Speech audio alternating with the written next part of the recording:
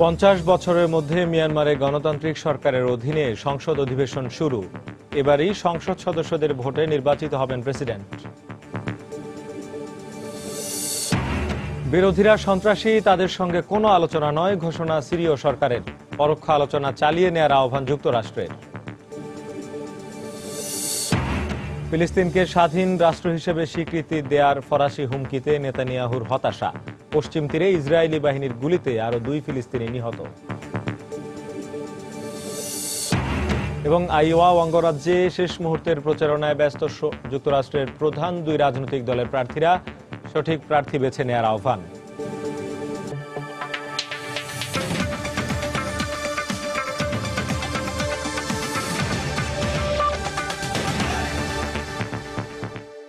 আন্তর্জাতিক সময়ের সঙ্গে আছি আমি শেখ জায়েদ।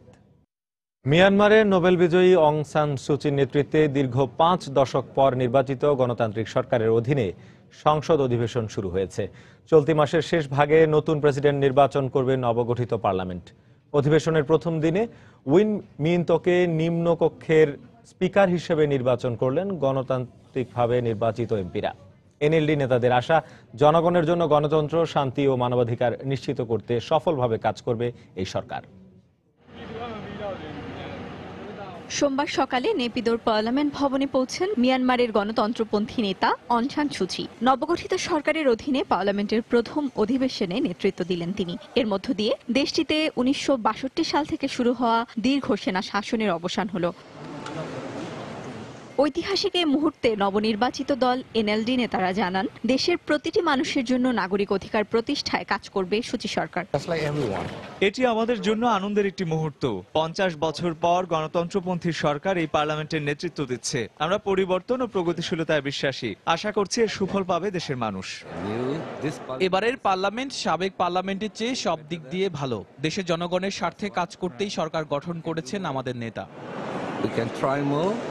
এপ্রিল মাসে সুচি সরকারের কাছে আনুষ্ঠানিকভাবে ক্ষমতা হস্তান্তর করা হবে বলে জানায় গণমাধ্যম। তবে 2008 সালে সেনা শাসক প্রণীত সংবিধান অনুযায়ী স্বামী ও সন্তানরা বিদেশি নাগরিক হওয়ায় প্রেসিডেন্ট হতে পারছেন না নোবেল জয়ী নেতা সুচি। এরই মধ্যে চলতি মাসের মধ্যেই নতুন প্রেসিডেন্ট নির্বাচন করা হবে বলে নিশ্চিত করেছে ক্ষমতাসীন দল। প্রেসিডেন্ট কে হচ্ছে তা পুরোপুরি গোপন রাখা হলেও উইন মিন্থকে নিম্নকক্ষের ও উইন থাইংকে উচ্চকক্ষের স্পিকার হিসেবে নির্বাচন করা হবে বলে আভাস দেন এনএলডি নেতারা। অধিবেশনের প্রথম দিন উইন মিন্থকে নিম্নকক্ষের স্পিকার হিসেবে নির্বাচন করলেন তারা। গেল 28 জানুয়ারি নবগঠিত ও বিদায়ী সরকারের অংশগ্রহণে পার্লামেন্টের বিশেষ অধিবেশনে নতুন সরকারকে দেশে শান্তি ও শৃঙ্খলা রক্ষায় সার্বিক সহযোগিতার আশ্বাস দেন সাবেক প্রেসিডেন্ট থান সোয়ে। গত বছর নভেম্বরে অনুষ্ঠিত জাতীয় নির্বাচনে সুচির দল national League for democracy NLD 80% vote পেয়ে সংখ্যাগরিষ্ঠতা লাভ করে। তবে পার্লামেন্টের 25 ভাগ আসন সেনাবাহিনীর জন্য সংরক্ষিত রয়েছে। এছাড়া দেশটির গুরুত্বপূর্ণ বেশ কয়েকটি মন্ত্রণালয়েরও দায়িত্বে থাকছে সেনাবাহিনী। সঞ্জিদা ইসলাম, সময় সংবাদ। বিরোধীরা সবাই সন্ত্রাসী এই অভিযোগ করে তাদের সাথে কোনো ধরনের আলোচনা হবে না বলে জানিয়েছেন সিরীয় সরকারের প্রতিনিধি। তবে এই অভিযোগ অস্বীকার করে জাতিসংঘের সিরিয়া বিষয়ক প্রতিনিধির সঙ্গে আলোচনা ফলপ্রসূ হয়েছে বলে দাবি করেছে আসাদ বিরোধীদের জোট এইচএনসি। এদিকে সিরিয়া শান্তি আলোচনা চালিয়ে নেওয়ার আহ্বান জানিয়েছে যুক্তরাষ্ট্র। রোববার সিরিয়ার রাজধানী দামেস্কের সাইদা জয়নাব মাজারে বোমা হামলার পরপরই জেনেভায় সংবাদ সম্মেলন করে বিরোধীদের সাথে শান্তি আলোচনা স্থগিত করে দেয় সিরীয় সরকার। সরকারি প্রতিনিধি বাশার আল জাফারি বলেন, জাতিসংঘের উদ্যোগে আয়োজিত শান্তি আলোচনার ব্যাপারে বিরোধী পক্ষের কোনো ধরনের আন্তরিকতা নেই। আর এ কারণেই আলোচনায় বসার আগে তারা বিভিন্ন ধরনের শর্ত আরোপ করছে। এর আগে সৌদি সমর্থিত আসাদ বিরোধীদের জোট হায়ার নেগোসিয়েশন কমিটি এইচএনসি জানায়, অস্ত্রবিরতি না করলে ও সরকারি অবরোধ তুলে না নিলে আলোচনায় অংশ নেবেন না তারা। বিরোধীরা আসলে সিরীয় জনগণের কথা চিন্তা করে না। এর বদলে তারা বিভিন্ন আরব দেশের উদ্দেশ্য হাসিলের চেষ্টা করছে। সরকার বিরোধীরা মূলত দেশি বিদেশি সন্ত্রাসীদের আশ্রয় দিয়ে সিরীয় জনগণের নিরাপত্তা ব্যাহত করছে। তাই তাদের সাথে কোনো ধরনের সমঝোতা হতে পারে না। তবে সরকার জনগণের নিরাপত্তা নিশ্চিত করতে বদ্ধপরিকর। জাফারির এ বক্তব্যের পরে জেনেভায় সিরিয়ায় নিযুক্ত জাতিসংঘের স্থায়ী প্রতিনিধি স্টাফান ডি মিস্তুরার সাথে বৈঠক করে আসাদ বিরোধীদের জোট এইচএনসির প্রতিনিধি দল। বৈঠক থেকে বেরিয়ে এইচএনসির মুখপাত্র বলেন, সিরীয় সরকারের কোনো ধরনের বৈধতা নেই, তাই তাদের কথা কোনো ধরনের অর্থ বহন করে না। আজকের বৈঠককে বেশ সফল বলা যায়, কারণ সিরিয়ার সত্যিকারের যারা বন্ধু তাদের সাথে আজ আলোচনা হয়েছে। মানবিক বিপর্যয় ও শরণার্থী সংকটের মতো গুরুত্বপূর্ণ বিষয়ে আলোচনা করেছি আমরা। আর সরকারের বক্তব্যের ব্যাপারে বলতে পারি, সারা বিশ্বের মানুষ জানে কারা সন্ত্রাসী, তাই নতুন করে এ ব্যাপারে বলার কিছুই নেই। এ পরিস্থিতিতে মার্কিন পররাষ্ট্রমন্ত্রী জন কেরি আইএস দমনে সিরিয়া সংকটের একটি রাজনৈতিক সমাধান আনার উপর গুরুত্ব আরোপ করেছেন। সারা বিশ্ব এখন আপনাদের দিকে তাকিয়ে আছে একটি মাত্র আশা নিয়েই, আর তা হচ্ছে সিরিয়ায় ভয়াবহ যুদ্ধ আর সংঘর্ষ বন্ধ করা। যুদ্ধটা বন্ধ করতে পারলে লাখ লাখ অসহায় মানুষ নিরাপদে ঘরে ফিরতে পারবে। সিরিয়ার জনগণ এখন একটি স্বচ্ছ ও গণতান্ত্রিকভাবে নির্বাচিত সরকার দেখতে চায়, যে সরকার সকলের জন্য সমান ও বৈষম্যহীন একটি সমাজ গড়তে পারবে। এদিকে সিরিয়ার আলেপ্পো প্রদেশের উত্তর পূর্বাঞ্চলীয় তাল মাকসুর গ্রাম সহ বেশ কয়েকটি এলাকা বিদ্রোহীদের কাছ থেকে দখল করে নিয়েছে বলে জানিয়েছে সেনাবাহিনী। এছাড়া দারা প্রদেশের আল বালাদ ও আল কারাক এলাকা দুটি থেকেও আসাদ বিরোধীদের হটিয়ে নিজেদের নিয়ন্ত্রণ প্রতিষ্ঠা করেছে বলে জানায় তারা। রঞ্জন শুভ্র, সময় সংবাদ। সিরিয়ার রাজধানী দামেস্কের দক্ষিণাঞ্চলে সিরিজ বোমা হামলায় নিহতের সংখ্যা বেড়ে ৭১-এ দাঁড়িয়েছে। বিভিন্ন আন্তর্জাতিক গণমাধ্যম এই তথ্য জানিয়েছে। নিহতদের মধ্যে ২৫ জন শিয়া যোদ্ধা রয়েছে বলেও জানা গেছে। এছাড়াও এই ঘটনায় আহত হয়েছেন ১১০ জন। হামলার পরপরই এর দায় স্বীকার করে বিবৃতি দিয়েছে জঙ্গি সংগঠন ইসলামিক স্টেট। রোববার বিকেলে সিরিয়ার রাজধানী দামেস্কের দক্ষিণাঞ্চলে শিয়া সম্প্রদায়ের পবিত্রতম স্থান সাইদা জয়নাব মাজার এলাকা যেন পরিণত হয় ধ্বংসস্তূপে। লেবানিজ শিয়া হিজবুল্লাহ দলের নিয়ন্ত্রণাধীন এলাকাটিতে সিরিজ বোমা হামলা চালানোর পর এই অবস্থার সৃষ্টি হয়। হতাহতদের চিৎকার আর কান্নায় ভারী হয়ে ওঠে সেখানকার পরিবেশ। সিরিয়ার স্বরাষ্ট্র মন্ত্রণালয়ের বরাতে রাষ্ট্রীয় সংবাদ মাধ্যম সানা জানায়, একদল জঙ্গি মাজারটির পার্শ্ববর্তী কুয়াসুদান এলাকায় গণপরিবহনের একটি গ্যারেজে প্রথম গাড়ি বোমা হামলাটি চালায়। এরপর হামলায় হতাহতদের উদ্ধারে লোকজন এগিয়ে এলে আরও দুটি আত্মঘাতী বোমা হামলা চালানো হয়। এতে হতাহত হন বহু মানুষ। হামলার পর গণমাধ্যমে দেয়া বিবৃতিতে এর দায় স্বীকার করে আইএস। আমরা রাস্তায় ছিলাম, হঠাৎ গাড়ি বিস্ফোরণ ঘটে। তখন স্কুল ছুটির সময় হওয়াতে অনেক শিশু মারা যায়। আমি শুধু বাচ্চাদের ভবন থেকে বের করে দ্রুত হাসপাতালে পাঠানোর ব্যবস্থা করি।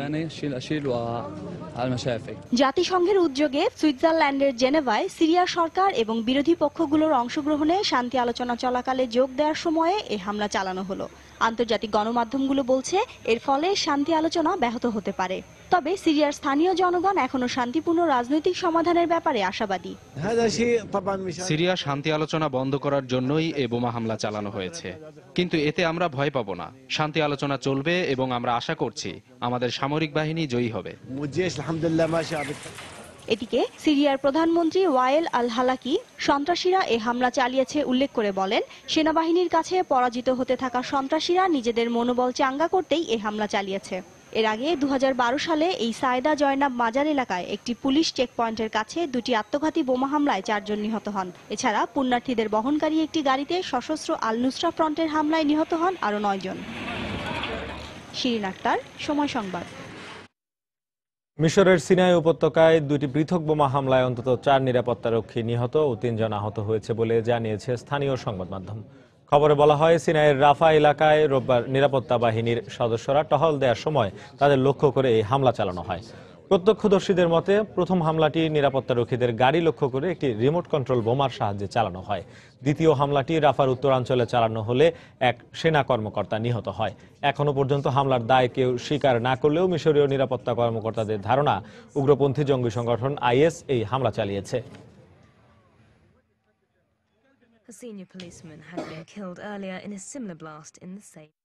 সৌদি আরবে সন্ত্রাসবাদে জড়িত থাকার অভিযোগে ৩৩ জনকে আটক করেছে দেশটির নিরাপত্তা বাহিনী।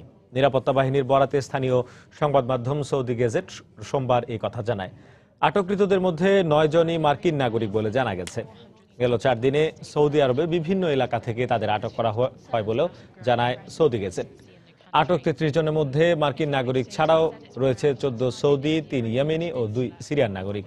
এদিকে এখন পর্যন্ত সৌদি আরবে আটক মার্কিন নাগরিকদের ব্যাপারে কোনো বক্তব্য দেয়নি যুক্তরাষ্ট্র সরকার। ইসরায়েল ফিলিস্তিন দ্বন্দ্ব নিরসনে ফ্রান্সের উদ্যোগে শান্তি আলোচনা ব্যর্থ হলে ফিলিস্তিনকে স্বাধীন রাষ্ট্র হিসেবে স্বীকৃতি দেয়া হবে। ফ্রান্সের এমন হুঁশিয়ারিতে হতাশা প্রকাশ করেছেন ইসরায়েলি প্রধানমন্ত্রী বিনিয়ামিন নেতানিয়াহু। এ বিষয়ে ফ্রান্সের আরো সংযত হয়ে কথা বলা উচিত বলে মন্তব্য করেন তিনি। এদিকে এলোপাতাড়ি গুলি ও ছুরিকাঘাতের অভিযোগে 2 ফিলিস্তিনিকে হত্যা করেছে ইসরায়েলি সেনারা। রোববার জেরুজালেমের পশ্চিম তীরে এক ফিলিস্তিনিকে গুলি করে হত্যা করেছে ইসরায়েলি বাহিনী। ওই ফিলিস্তিনি এলোপাতাড়ি গুলি ছুঁড়তে শুরু করলে 3 ইসরায়েলি সেনা আহত হয়। এর পরপরই তাকে গুলি করে হত্যা করে ইসরায়েলি সেনারা। ওই দিনই আরেক ফিলিস্তিনিকে ছুরিকাঘাতের অভিযোগে ইসরায়েলি সেনারা তাকে হত্যা করে। একই দিন 2 ফিলিস্তিনি কিশোর 2জন ইসরায়েলি সেনাকে ছুরিকাঘাত করে। এই ঘটনায় ওই 2 কিশোরকে আটক করেছে ইসরায়েলি বাহিনী। এদিকে ইসরায়েলের কারাগারে বন্দী ফিলিস্তিনি এক নাগরিক 2 মাস ধরে অনশন করে বাকশক্তি হারিয়ে ফেলেছেন বলে জানিয়েছেন তার আইনজীবী। পেশায় সাংবাদিক বন্দী আল কিক কোনো রকমের ওষুধও খাচ্ছেন না। মামলা ছাড়াই পশ্চিম তীর থেকে তাকে আটক ও কারাগারে পাঠানোর প্রতিবাদে তিনি অনশন করছেন। এ ধরনের সহিংসতার অবসানে শুক্রবার ফ্রান্সের পররাষ্ট্রমন্ত্রী লরা ফ্যাবিউস নতুন করে উদ্যোগ নেওয়ার কথা বলেন। তবে তিনি শান্তি আলোচনা আবারও ব্যর্থ হলে ফিলিস্তিনকে স্বাধীন রাষ্ট্র হিসেবে স্বীকৃতি দেওয়া হবে বলে হুঁশিয়ারি উচ্চারণ করায় ক্ষোভ প্রকাশ করেছেন ইসরায়েলি প্রধানমন্ত্রী। ফ্রান্সের এই বক্তব্যের পর ফিলিস্তিনিরা অনড় অবস্থানে যেতে অনুপ্রাণিত হবে। তাদেরকে প্রাধান্য দেওয়া হচ্ছে বুঝতে পেরে তারা কোনো রকম ছাড় দিতে চাইবে না। এ বিষয়টি নিয়ে ফ্রান্সের পক্ষ থেকে আরো সংযত আচরণ আশা করছিলাম আমি। আমাদের অবস্থান পরিষ্কার, আমরা কোনো রকমের পূর্ব শর্ত ছাড়াই সরাসরি আলোচনা যেতে প্রস্তুত আছি। ফ্রান্সের হুঁশিয়ারির কারণে প্রস্তাবিত শান্তি আলোচনা ইসরায়েল ফিলিস্তিন দ্বন্দ্ব নিরসনে আদৌ কোনো অগ্রগতি আনবে কিনা সে নিয়ে সংশয় প্রকাশ করেছেন ইসরায়েলি বিশ্লেষকরা। সমস্যার সমাধানে দ্বিরাষ্ট্র প্রস্তাবনার বাস্তবায়ন অবশ্যই প্রয়োজন। এতে দুপক্ষেরই লাভ হবে। তবে আলোচনার আগেই ফ্রান্স শাস্তির হুমকি দেয়, এখন আমি সন্দিহান ফ্রান্সের উদ্যোগে শান্তি আলোচনা আদৌ সফল হবে কিনা। সাম্প্রতিক সময়ে ফিলিস্তিনিদের ওপর নির্মম নির্যাতন ও পশ্চিম তীরে বসতি সম্প্রসারণের সমালোচনা করেছে ইসরায়েলের সবচেয়ে কাছের মিত্র যুক্তরাষ্ট্র ও ইউরোপীয় ইউনিয়নও। হাফসাতুন্নেসা, সময় সংবাদ। ফিলিস্তিন ও মধ্যপ্রাচ্য শান্তি আলোচনাকে সমর্থন করেন বলে জানিয়েছেন চীনের বিশেষ রাষ্ট্রদূত গং জিয়াওশেং। রোববার পশ্চিম তীরের রামাল্লা সফরে যেয়ে তিনি এই কথা বলেন। একটি স্বাধীন ও সার্বভৌম রাষ্ট্র হিসেবে ফিলিস্তিনের প্রতিষ্ঠাকে চীন সমর্থন করে বলেও জানান তিনি। তার মতে সম্প্রতি চীনের প্রেসিডেন্ট শি জিনপিং এর মধ্যপ্রাচ্য সফরের পর অন্যান্য অঞ্চলের মতো ফিলিস্তিনের সঙ্গে সম্পর্কের নতুন মাত্রা যোগ করবে। এছাড়াও ফিলিস্তিনের উন্নয়নের জন্য ওই অঞ্চলে একটি সোলার পাওয়ার প্রকল্পে 5 কোটি ইউয়ান সরবরাহের প্রতিশ্রুতি দেয় চীনা কর্তৃপক্ষ। নাইজেরিয়ার বর্নো রাজ্যের উত্তর পূর্বাঞ্চলীয় মাইদুগুরি শহরে জঙ্গি গোষ্ঠী বোকো হারামের হামলায় অন্তত 86 জন নিহত হয়েছে বলে জানিয়েছে আন্তর্জাতিক গণমাধ্যমগুলো। প্রত্যক্ষদর্শীর বরাত দিয়ে সংবাদ মাধ্যম আল জাজিরা জানায়, মাইদুগুরি থেকে 5 কিলোমিটার দূরে দালোরি গ্রামে শনিবার মধ্যরাতে ঘুমন্ত মানুষের ওপর জঙ্গি সদস্যরা আকস্মিক হামলা চালায়। 2টি গাড়ি ও মোটরসাইকেলে করে গ্রামে প্রবেশ করে জঙ্গিরা প্রায় 4 ঘন্টা ধরে গ্রামবাসীর ওপর নির্বিচারে গুলি ছোড়ে এবং ঘরবাড়িতে আগুন ধরিয়ে দেয়। অনেক মানুষ পুড়ে যাওয়ায় তাদের পরিচয় শনাক্ত করা সম্ভব হচ্ছে না বলেও জানা গেছে। প্রাণ বাঁচাতে গ্রামের বাসিন্দারা পালানোর চেষ্টা করলে 3টি আত্মঘাতী বোমা হামলাও চালায় জঙ্গিরা। নাইজেরিয়ায় গত 7 বছরে বোকো হারামের তাণ্ডবে প্রাণ হারিয়েছে 20,000 মানুষ, গৃহহারা হয়েছে অন্তত 40 লাখ।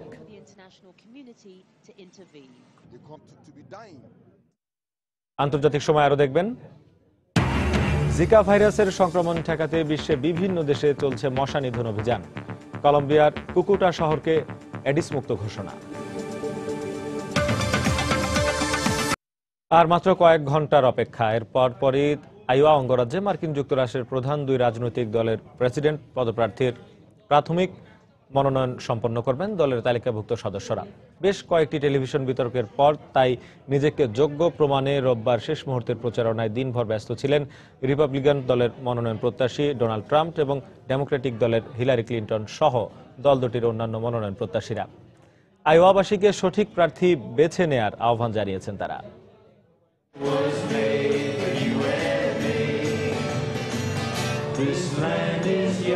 প্রেসিডেন্ট নির্বাচনের প্রার্থী মনোনয়ন চূড়ান্ত করতে আইওয়া ককাসের আগের দিন রোববার এক জনসভা শেষে ভক্ত ও দলের সমর্থকদের এভাবেই গান গেয়ে শোনান প্রবীণ ডেমোক্রেটিক মনোনয়ন প্রত্যাশী বার্নি স্যান্ডার্স।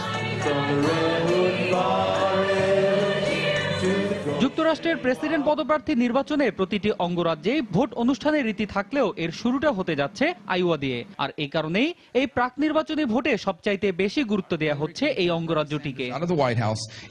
ককাস ও প্রাইমারি দুই ধাপের এই প্রাক নির্বাচনী ভোট শেষে আগামী জুলাইয়ে যুক্তরাষ্ট্রের প্রধান দুটি দলের সম্মেলনের মাধ্যমে চূড়ান্ত হবে প্রেসিডেন্ট নির্বাচনের জন্য দলের প্রার্থী মনোনয়ন। আইওয়া ককাসের আগে তাই রোববার দিনভর ব্যস্ত থাকতে দেখা যায় প্রধান দুটি দলের মনোনয়ন প্রত্যাশীদের। এদিন আইওয়ার কাউন্সিল ব্লাফে প্রচারণা চালান ডেমোক্রেটিক মনোনয়ন প্রত্যাশী হিলারি ক্লিন্টন। নিজের অতীত অভিজ্ঞতা বর্ণনা করে হোয়াইট হাউসে প্রবেশের যোগ্য ব্যক্তি হিসেবে নিজেকে উল্লেখ করেন তিনি। সোমবার যখন আপনারা ককাস ভোটের প্রস্তুতি নেবেন, আপনাদেরকে তখন বুঝতে হবে আপনারা কেবলমাত্র একজন প্রেসিডেন্ট পদপ্রার্থীকেই নির্বাচন করছেন না, আপনারা এমন একজনের হাতে দেশের নেতৃত্ব তুলে দিতে যাচ্ছেন যে কিনা জনগণের নিরাপত্তার স্বার্থে মার্কিন মূল্যবোধের প্রতি সম্মান দেখিয়ে দেশকে সামনের দিকে এগিয়ে নিয়ে যেতে দৃঢ় প্রত্যয়ী।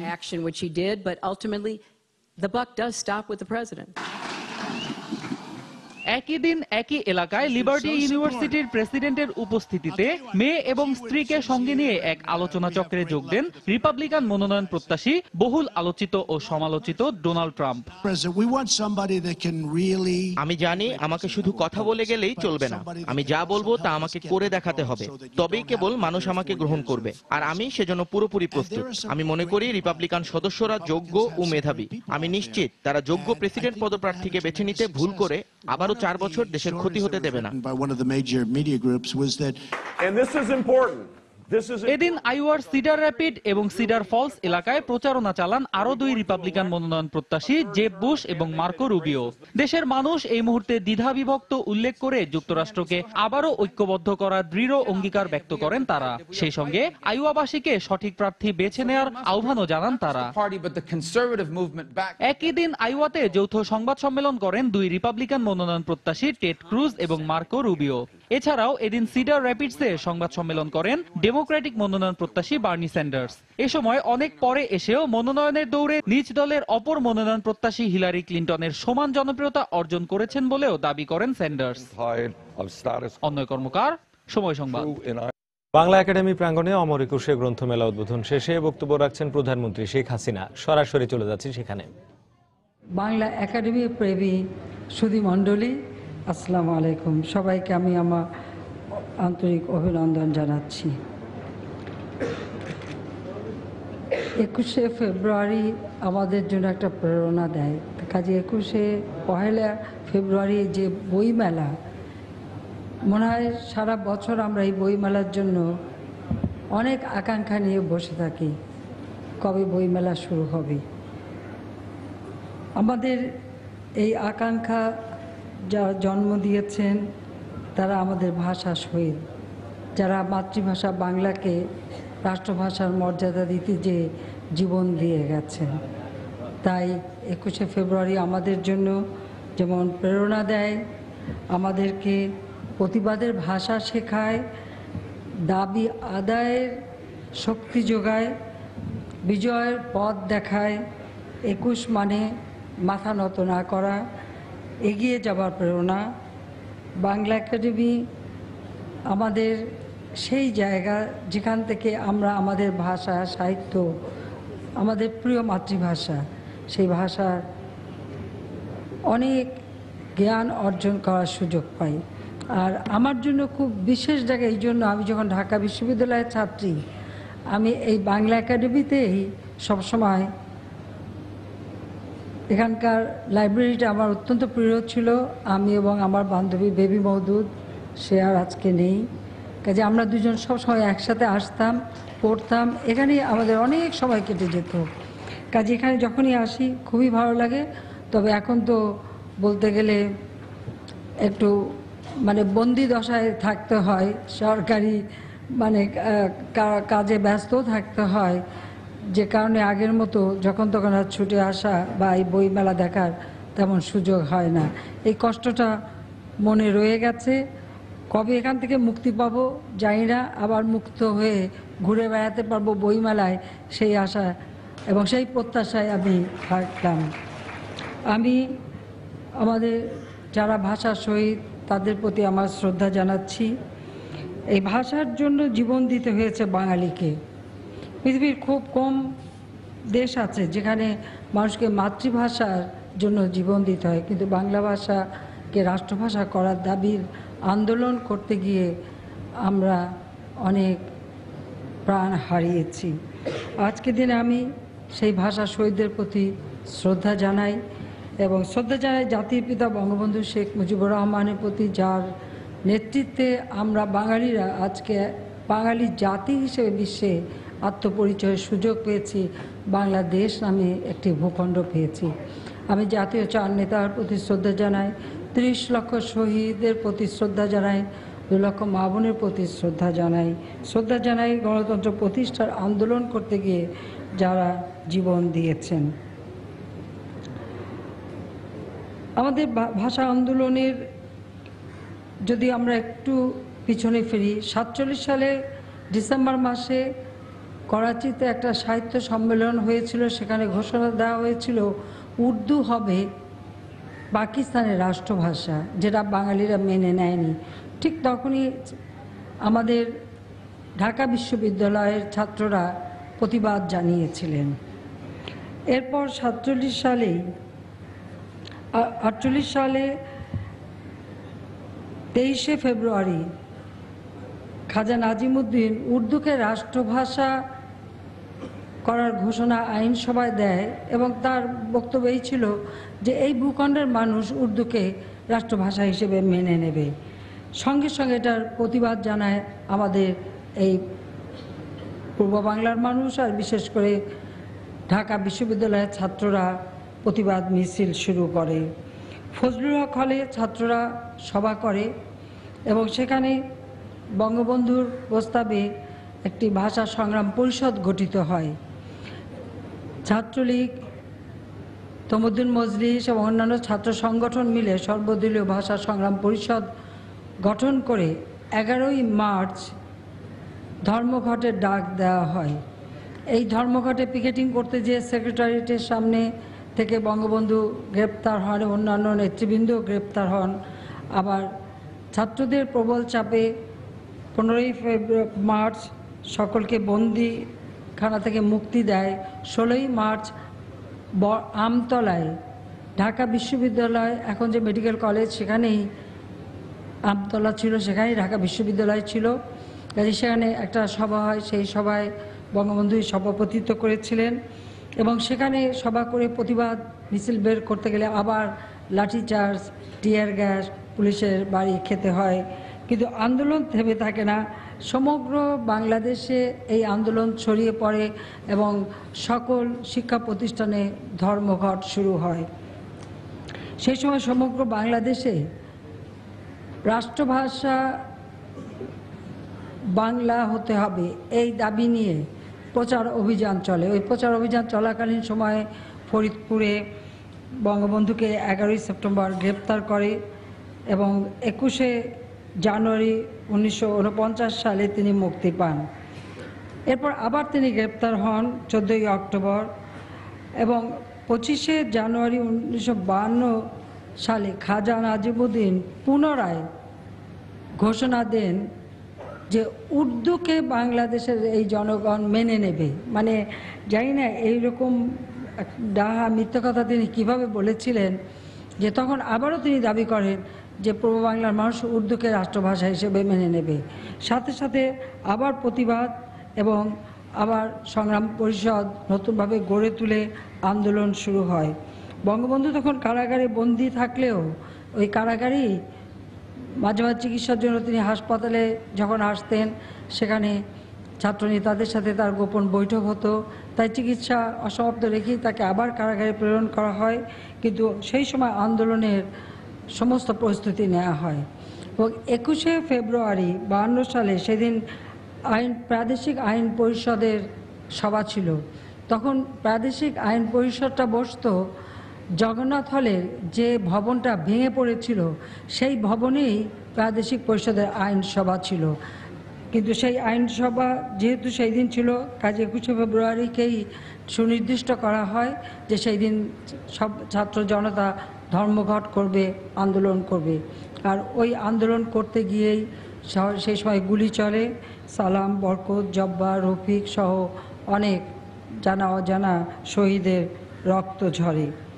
1954 সালে যুক্তফ্রন্ট নির্বাচন হয়। সেই যুক্তফ্রন্টের যে 21 দফা কর্মসূচি, সেখানেও কিন্তু এই বাংলা একাডেমি প্রতিষ্ঠা এবং বাংলাকে রাষ্ট্রভাষার কথা বলা হয় এবং যুক্তফ্রন্ট সরকারই প্রথম এই বাংলা একাডেমি গড়ে তোলে।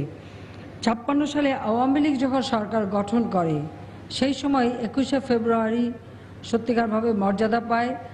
শহীদ দিবস হিসেবে 21শে ফেব্রুয়ারিকে ঘোষণা দেওয়া হয়, ছুটি ঘোষণা করা হয়, শহীদ মিনার নির্মাণের প্রকল্প গ্রহণ করা হয়, অর্থ বরাদ্দ করা হয় এবং নির্মাণ কাজও শুরু করা হয়। এভাবেই আমাদের ভাষাকে রাষ্ট্রভাষার মর্যাদা প্রতিষ্ঠা করা হয়। কারণ 56 সালে যে শাসনতন্ত্র গঠন করা হয়, সেই শাসনতন্ত্র রচনায় বাংলাকে রাষ্ট্রভাষার মর্যাদা দেওয়া হয়। যখন আওয়ামী লীগ সরকার ক্ষমতায়, তখনই বাংলা রাষ্ট্রভাষার মর্যাদা পায়। আমাদের যত অর্জন, সব অর্জনই ত্যাগের বিনিময়ে, অনেক রক্তের বিনিময়ে আমাদের এক এক করে অর্জনগুলি আমরা পেয়েছি। 21শে ফেব্রুয়ারি আজকে আন্তর্জাতিক মাতৃভাষা দিবস। এই আন্তর্জাতিক মাতৃভাষা দিবসও অর্জন করেছি আমরা। রফিক এবং সালাম নামে দুজন প্রবাসী, যারা কানাডা প্রবাসী ছিলেন, এবং কানাডা প্রবাসী এই দুই বাঙালি সহ আরও কয়েকজন ক্ষুদ্র ভাষাভাষীর মানুষ, তারা এক হয়ে ভালোবাসি মাতৃভাষা নামে একটা সংগঠন গড়ে তোলে এবং মাতৃভাষা রক্ষার জন্য তারা কাজ করেন। এবং 21শে ফেব্রুয়ারিকে যাতে আন্তর্জাতিক মাতৃভাষা দিবস হিসেবে ঘোষণা করা হয়, সেই উদ্যোগ তারা নিয়েছিলেন। এই উদ্যোগ নেবার ফলে যেটা হয়েছে, যখন এই খবরটা আমার কাছে আসে, কারণ জাতিসংঘ কোনো সংগঠনের প্রস্তাব নেয় না, একটা দেশের প্রস্তাব দিতে হয়, সদস্য দেশের। আমাদের তখন শিক্ষামন্ত্রী ছিলেন সাদেক সাহেব, তিনি আমাকে যে কথাটা জানানোর সাথে সাথেই আমরা এই ব্যাপারে যথাযথ উদ্যোগ নেই এবং কিভাবে আমরা এই কাজটা করব তার পরিকল্পনা নেই। এবং নভেম্বর মাসের 17 তারিখ 1999 সাল, সেই সময় প্যারিসে ইউনেস্কোর যে সাধারণ সভা হয়, সেই সভায় যে ভোট হয়, মূলত সর্বসম্মতিক্রমেই আমাদের এই প্রস্তাবটা সেখানে পাস হয় এবং ইউনেস্কো 21শে ফেব্রুয়ারিকে আন্তর্জাতিক মাতৃভাষা দিবস হিসেবে ঘোষণা দেয়। এই ঘোষণার মধ্যে দিয়ে আজকে বিশ্বব্যাপী বাংলা ভাষার জন্য যে বাঙালিরা রক্ত দিয়েছে এবং মাতৃভাষার মর্যাদা রক্ষা করেছে, এবং এর মধ্য দিয়ে আমরা বাঙালিরা একটা আন্তর্জাতিক পর্যায়ে স্বীকৃতি এবং মর্যাদাও পেয়েছি। স্বাধীন জাতি হিসেবে যেমন আমরা মর্যাদা পেয়েছি, আমরা যে ভাষার জন্য ত্যাগ স্বীকার করেছি, সেই মর্যাদাটাও আমরা পেয়েছি। আমি এখানে ওই সময় আন্তর্জাতিক মাতৃভাষা ইনস্টিটিউট নির্মাণের কাজ শুরু করি। জাতিসংঘের তদানীন্তন মহাসচিব কফি আনানও এখানে আসেন, তাকে সঙ্গে নিয়ে তার ভিত্তিপ্রস্তর স্থাপন করি। স্বাভাবিকভাবে আমাদের দেশে যেটা হয় আপনারা জানেন, যে সরকার পরিবর্তন হলে অনেক কিছুই পরিবর্তন হয়ে যায়। দুঃখের বিষয় যে যখনই 2001 সালের নির্বাচনে আর আমরা সরকার গঠন করতে পারিনি, তখন ওই নির্মাণ কাজও বন্ধ হয়ে গেল। অর্থাৎ বিএনপি জামাত জোট যখন ক্ষমতায় আসে, তখন ওই আন্তর্জাতিক মাতৃভাষা ইনস্টিটিউট নির্মাণের কাজ বন্ধ। যাই হোক, আমরা 2008 নির্বাচনে আবার যখন সরকার গঠন করি, আজকে সেই আন্তর্জাতিক মাতৃভাষা ইনস্টিটিউট আমরা গঠন করেছি। শুধু গঠন করিনি, এটা ইউনেস্কো এখন ক্যাটাগরি 2 মর্যাদা দিয়েছে। সমস্ত ক্ষুদ্র ক্ষুদ্র নৃগোষ্ঠীর ভাষা থেকে শুরু করে যেসব মাতৃভাষা হারিয়ে যাচ্ছে, সেগুলি সংগ্রহ করা, গবেষণা করা, আমরা সেই কাজ করে যাচ্ছি। এই ইনস্টিটিউট সেই কাজ করে যাচ্ছে। কাজী মাতৃভাষাকে সংরক্ষণ করার জন্য ব্যাপকভাবে কাজ করে যাচ্ছে। বাংলা একাডেমি প্রতিষ্ঠার 60 বছর পূর্তি উৎসব উদযাপন করা হচ্ছে। বাংলা একাডেমি প্রতিষ্ঠার সঙ্গে যারা যুক্ত ছিলেন এবং বাংলা একাডেমিতে যারা অবদান রেখেছেন, সেই আমাদের ভাষাবিদ, কবি, শিল্পী, সাহিত্যিক, পণ্ডিত, বুদ্ধিজীবী, গবেষক, রাজনীতিবিদ, আমি সকলকে আন্তরিক অভিনন্দন জানাচ্ছি যে বাংলা একাডেমির এই 60 বছর পূর্তি উপলক্ষে। আর আমি বিশেষভাবে ধন্যবাদ জানাই বাংলা একাডেমিকে যে এবার বাংলা একাডেমির যে আলোচনা, কারণ এটা শুধু বইমেলাই নয়, এখানে বিভিন্ন আলোচনা হয়, সাহিত্য চর্চা হয়, গবেষণা হয়। এবার আলোচনায় 6 দফাকে আলোচনার বিষয়বস্তু হিসেবে গ্রহণ করা হয়েছে বলে আমি বাংলা একাডেমির প্রতি কৃতজ্ঞতা জানাচ্ছি। কারণ এই 6 দফা দাবি জাতির পিতা পেশ করেছিলেন বাংলাদেশের মানুষের মুক্তির সনদ হিসেবে, এবং 6 দফার মধ্যেই ছিল আমাদের স্বাধীনতার মূল চিহ্ন এবং লক্ষ্য, যে এর মাধ্যমেই আমরা স্বাধীনতা অর্জন করব। কারণ তিনি সবসময় বলতেন যে 6 দফা এটা আমার দাবি, আমাদের লক্ষ্য হচ্ছে 1 দফা, অর্থাৎ বাংলাদেশের স্বাধীনতা, বাঙালির মুক্তি। আর সেই স্বাধীনতা আমরা অর্জন করেছি। কাজে এই 6 দফা আলোচ্য সূচিতে নেওয়ার জন্য আমি বাংলা একাডেমিকে আমার আন্তরিক ধন্যবাদ জানাই। বাংলা একাডেমি প্রতিষ্ঠার পর থেকেই আমাদের ভাষা সাহিত্য অনেক বেশি প্রাণ পাচ্ছে, সমুজ্জ্বল হচ্ছে। আর সবথেকে বড় কথা হলো যে আজকে আন্তর্জাতিক পর্যায়ে এই যে বিভিন্ন যারা বিদেশি কিন্তু বাংলা ভাষার চর্চা করছেন, বাংলা ভাষা এখানে সে বক্তৃতা দিচ্ছেন, কথা বলছেন, এটা দেখে সত্যি গর্বে আমাদের বুক ভরে যায় যে আমাদের ভাষা, যে ভাষাটা আমাদের প্রিয় ভাষা, আজকে সেই ভাষা যখন আমরা বিদেশি মুখে শুনি, এটা আমাদের জন্য অনেক গর্বের। কাজেই যারা সেই দূর থেকে এসেছেন, আমি তাদের সবাইকে আন্তরিক ধন্যবাদ জানাচ্ছি। বঙ্গবন্ধু স্বাধীনতার ঠিক আগে 71 সালে 15ই ফেব্রুয়ারি বাংলা একাডেমি 21শে অনুষ্ঠান উদ্বোধন করে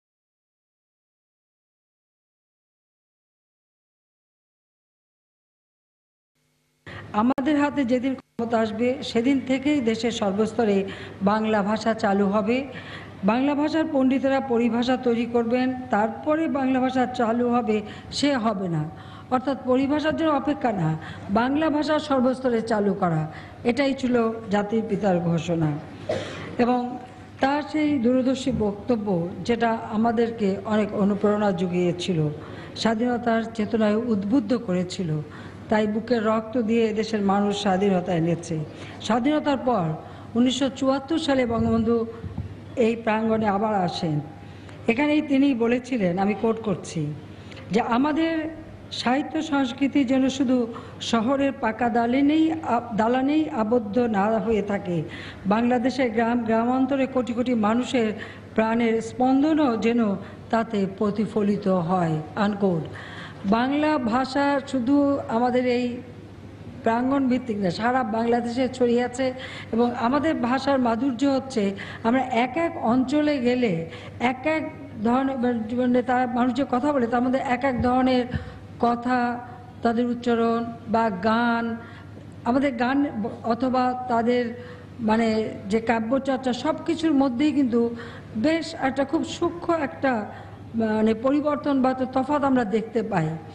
এই যে সমস্ত অঞ্চলের যে আঞ্চলিক ভাষা, কথা এবং তাদের এই সঙ্গীত চর্চা বা সাহিত্য চর্চা, সেগুলিকে এক জায়গায় নিয়ে আসা এবং সেগুলি মানুষের মাঝে ছড়িয়ে দেওয়া, এটার ভিতর দিয়ে কিন্তু আমাদের যে ভাষার যে প্রাচুর্য সেটা আমরা জানতে পারি।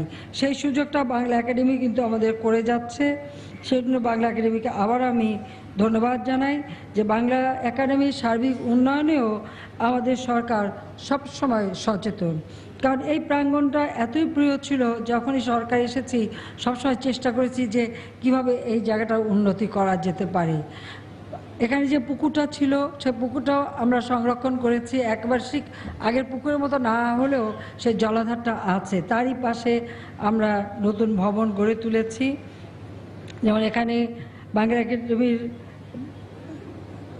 যে ভবন, ডক্টর মোহাম্মদ শহীদুল্লাহ ভবন, তার পাশে আছে ডক্টর মোহাম্মদ এনামুল হক ভবন, এবং আমাদের নারী ভাস্কর নবের আহমেদের স্মরণে তার নামে একটা প্রদর্শনী কক্ষ এখানে প্রতিষ্ঠা করা হয়েছে।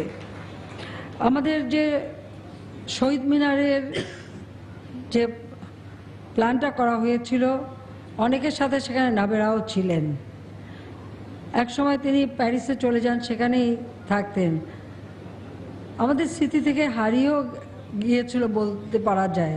তবে আমি যখন প্রথম সরকার গঠন করি এবং আমি প্যারিসে যাই, আমি তার সঙ্গে দেখা করি এবং তার একটা ভাস্কর্য যেটা ছিল তেজগাঁ একটা বাড়িতে, সেটা নিয়ে এসে জাদুঘরে স্থাপন করেছি। বাংলা একাডেমি আমাদেরকে অনেক সুযোগ দিচ্ছে ভাষার চর্চাটাকে আরও উন্নত করতে। প্রমিত বাংলা ভাষা ব্যাকরণ, বাংলা ভাষার বিবর্তনমূলক অভিধানের মতো বড় কাজের পাশাপাশি অতি সম্প্রতি একটি আধুনিক বাংলা অভিধান, বাংলা ও বাঙালি ইতিহাস এবং 64 জেলার লোকজ সংস্কৃতির ইতিহাস প্রকাশ করে এই একাডেমি জাতীয় দায়িত্ব পালন করেছে। বাংলা একাডেমির কর্মকর্তা কর্মচারীদের জন্য আবাসন সুবিধার জন্য ইতিমধ্যে আপনারা শুনেছেন যে 13 তলা বিশিষ্ট 2টি ভবন আমরা নির্মাণ করেছি। বাংলা একাডেমি আয়োজিত অমর একুশ গ্রন্থমেলার তার যাত্রা শুরুর 3 দশক পেরিয়ে এখন বিশ্বের দীর্ঘ সময়ব্যাপী গ্রন্থমেলার স্বীকৃতি পেয়েছে। আসলে তো 1 মাস ব্যাপী গ্রন্থমেলা চলে, পৃথিবীর কোনো দেশে এভাবে চলে কিনা আমি জানি না। এবং ওই 1 মাস চললেও কিন্তু আমাদের কিন্তু মন ভরে না, মনে হয় আরও বেশি দিন চললে বোধহয় ভালো হবে। এটা হলো বাস্তবতা। তবে এই গ্রন্থমেলাকে কেন্দ্র করে দেশের নানা প্রান্তে মানুষ, এমনকি বহির্বিশ্বে বসবাসরত বাঙালিদের বিপুল সমাগম ঘটে।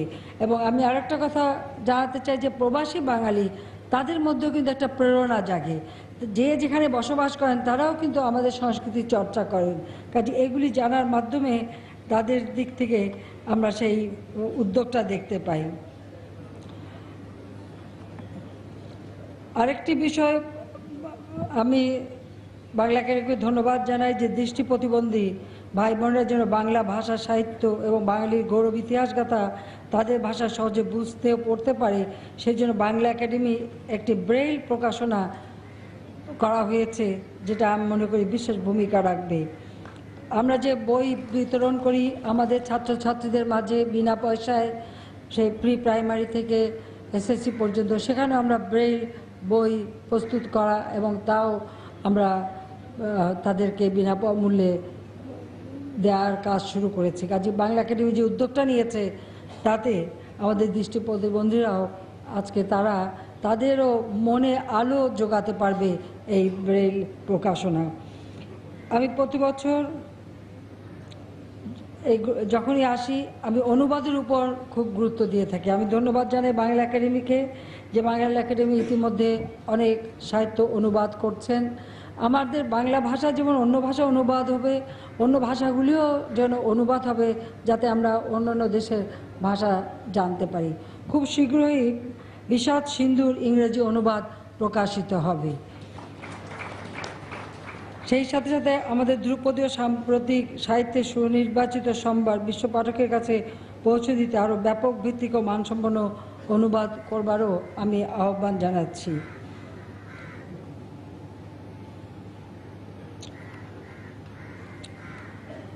আমি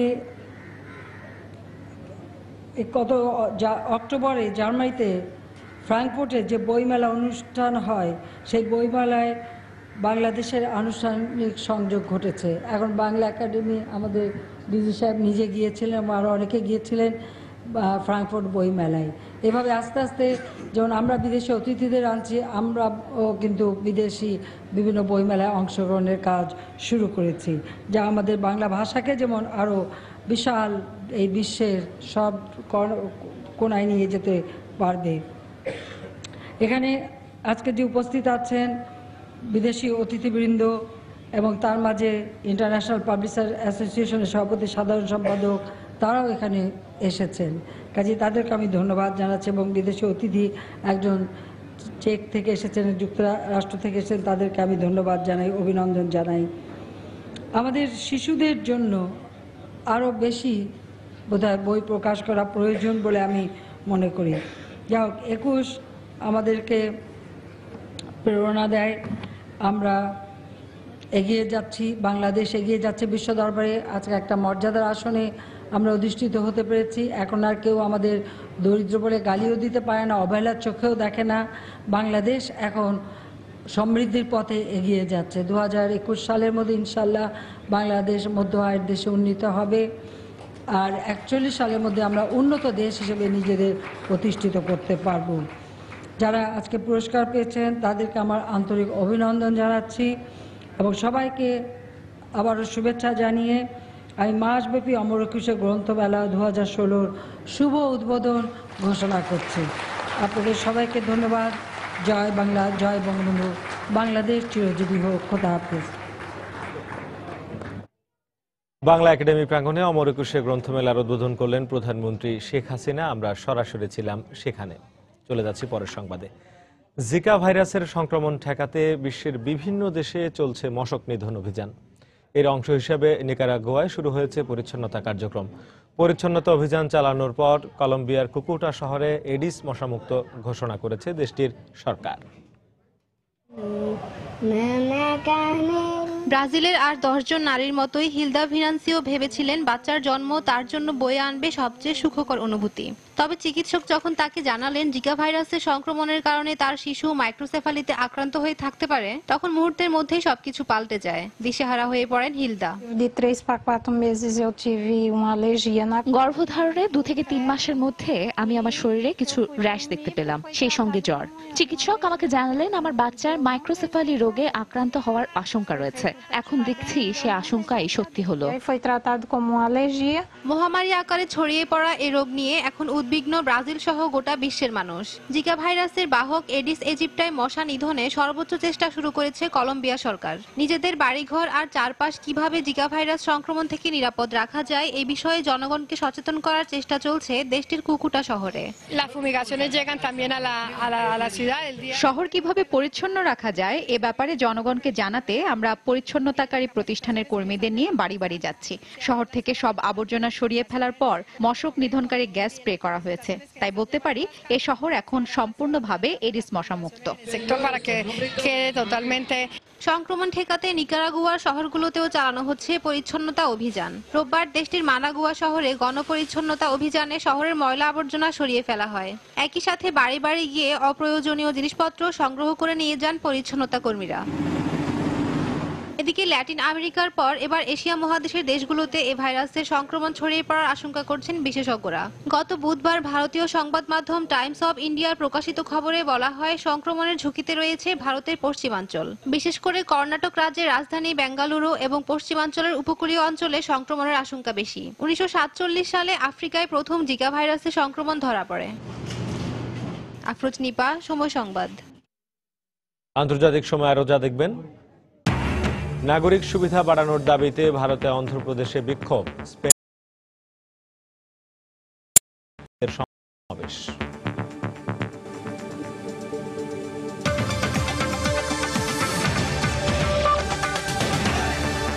আরএফএল ওয়াটার পাম্প, পানি দেবে টেনশন নয়।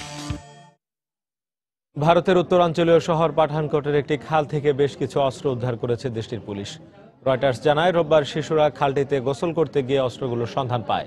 খবর পেয়ে পুলিশ কিছু ম্যাগাজিন ও কার্তুজ উদ্ধার করে। পুলিশ জানায় পানি প্রবাহ কম থাকায় অস্ত্রগুলোর সন্ধান পাওয়া সহজ হয়েছে। এ ব্যাপারে তদন্ত শুরু করেছে ভারতীয় গোয়েন্দা পুলিশ। গেল 2 জানুয়ারি পাঠানকোটের বিমান ঘাঁটিতে ভয়াবহ সন্ত্রাসী হামলায় 7 সেনা নিহত হয়। এছাড়া নিরাপত্তা বাহিনীর অভিযানে 6 হামলাকারীর সবাই নিহত হয়। কোটা পদ্ধতি সংস্কার এবং নাগরিক সুবিধা বৃদ্ধির দাবিতে ভারতের অন্ধ্রপ্রদেশে বিক্ষোভ করেছে সংখ্যালঘু সম্প্রদায়ের কয়েক হাজার মানুষ। এদিকে পাকিস্তানের প্রথম মেট্রো প্রকল্পের কাজ বন্ধের দাবিতে বিক্ষোভ করেছে লাহোরের হাজারেরও বেশি অধিবাসী। এছাড়া স্পেনের কাতালোনিয়ায় কয়েক হাজার নাগরিক তাদের নতুন সরকার এবং স্বাধীনতার বিরুদ্ধে বিক্ষোভ সমাবেশ করেছেন। ভারতের দক্ষিণাঞ্চলীয় রাজ্য টুনি শহরে বিক্ষোভ করেছে স্থানীয় কাপু সম্প্রদায়ের কয়েক হাজার মানুষ। বিক্ষোভকারীরা স্টেশনে থেমে থাকা ট্রেনে হামলা চালিয়ে ইঞ্জিন থেকে বগি বিচ্ছিন্ন করে দেওয়ার পাশাপাশি সব ট্রেন চলাচল বন্ধ করে দেয়। বিক্ষোভকারীরা স্থানীয় থানাতেও হামলা চালায়। এ সময় 15 পুলিশ আহত হয়। পুলিশ জানিয়েছে হামলাকারীরা থানার ব্যাপক ক্ষয়ক্ষতি করেছে। কোটা পদ্ধতি সংস্কারের মাধ্যমে চাকরি সহ সব ক্ষেত্রে ন্যায্য অধিকার প্রতিষ্ঠার দাবিতে কাপু সম্প্রদায় বিক্ষোভ করে আসছে। এদিকে পাকিস্তানের প্রথম মেট্রো রেল প্রকল্প বন্ধের দাবিতে বিক্ষোভ করেছে লাহোরের কয়েক হাজার অধিবাসী। রোববার শহরের নারী পুরুষ একত্র হয়ে বিক্ষোভ করে। তারা দাবি করছেন মেট্রো রেল প্রকল্পের কারণে তাদের ঘরবাড়ি ধ্বংস হয়ে যাবে, বসবাস করতে হবে খোলা আকাশের নিচে। এদিকে লাহোরের উচ্চ আদালত মেট্রো রেল প্রকল্প নিয়ে একটি নির্দেশনা জারি করেছে। এতে মেট্রো রেলের কাজ বন্ধ করতে বলা হয় এবং 11টি ঐতিহাসিক ভবনের 200 ফুটের মধ্যে এই ধরনের কাজের উপর নিষেধাজ্ঞা জারি করা হয়েছে। এছাড়া স্পেনের কাতালোনিয়ায় স্বাধীনতা বিরোধী কয়েক হাজার বিক্ষোভকারী নতুন সরকারের বিরুদ্ধে বিক্ষোভ করেছেন। রোববার কাতালোনিয়ার রাজধানী বার্সেলোনার সেন্ট জেমস স্কোয়ারে প্রায় 3500 মানুষ জড়ো হয়ে এই বিক্ষোভ করে। এই সময় বিক্ষোভকারীদের হাতে বিভিন্ন ধরনের ব্যানার এবং ফেস্টুন দেখা যায়। বিক্ষোভ চলার সময় তারা স্পেন এবং কাতালোনিয়ার নামে বিভিন্ন স্লোগান দেন। বিক্ষোভকারীরা জানাচ্ছেন তারা কাতালোনিয়ার স্বাধীনতার বিপক্ষে। কাতালোনিয়া স্পেনের সাথে থাকার পাশাপাশি ইউরোপের সাথে সম্পর্ক জোরালো করার পক্ষেই তারা মত দিয়েছেন। মধ্যপ্রাচ্যের দেশ বাহরাইনের সিত্রা দ্বীপের রাজধানী মানামায় কয়েকশো বিক্ষোভকারী বিক্ষোভ করেছেন। তারা দাবি জানিয়েছেন আল খলিফা পরিবারকে শাসন ক্ষমতা থেকে সরে যাওয়ার। বিক্ষোভ চলার সময় বিক্ষোভকারীদের সাথে পুলিশের সংঘর্ষ হয়। পুলিশ বিক্ষোভকারীদের ছত্রভঙ্গ করতে ফাঁকা গুলি চালায় এবং বিষাক্ত গ্যাস নিক্ষেপ করে। এদিকে বিক্ষোভকারীরা জানিয়েছেন সরকার পতন না হওয়া পর্যন্ত তারা রাজপথ ছাড়বেন না। শাশ্বত সত্য, সময় সংবাদ। এই পর্যায়ে আবারও জানিয়ে দিচ্ছি আন্তর্জাতিক সময়ের শীর্ষ সংবাদগুলো। 50 বছরের মধ্যে মিয়ানমারে গণতান্ত্রিক সরকারের অধীনে সংসদ অধিবেশন শুরু। এবারই সংসদ সদস্যদের ভোটে নির্বাচিত হবেন প্রেসিডেন্ট। বিরোধীরা সন্ত্রাসী, তাদের সঙ্গে কোনো আলোচনা নয় ঘোষণা সিরীয় সরকারের। পরোক্ষ আলোচনা চালিয়ে নেয়ার আহ্বান যুক্তরাষ্ট্রের। ফিলিস্তিনকে স্বাধীন রাষ্ট্র হিসেবে স্বীকৃতি দেওয়ার ফরাসি হুমকিতে নেতানিয়াহুর হতাশা। পশ্চিম তীরে ইসরায়েলি বাহিনীর গুলিতে আরো 2 ফিলিস্তিনি নিহত। এবং আইওয়া অঙ্গরাজ্যে শেষ মুহূর্তের প্রচারণায় ব্যস্ত যুক্তরাষ্ট্রের প্রধান 2 রাজনৈতিক দলের প্রার্থীরা। সঠিক প্রার্থী বেছে নেওয়ার আহ্বান।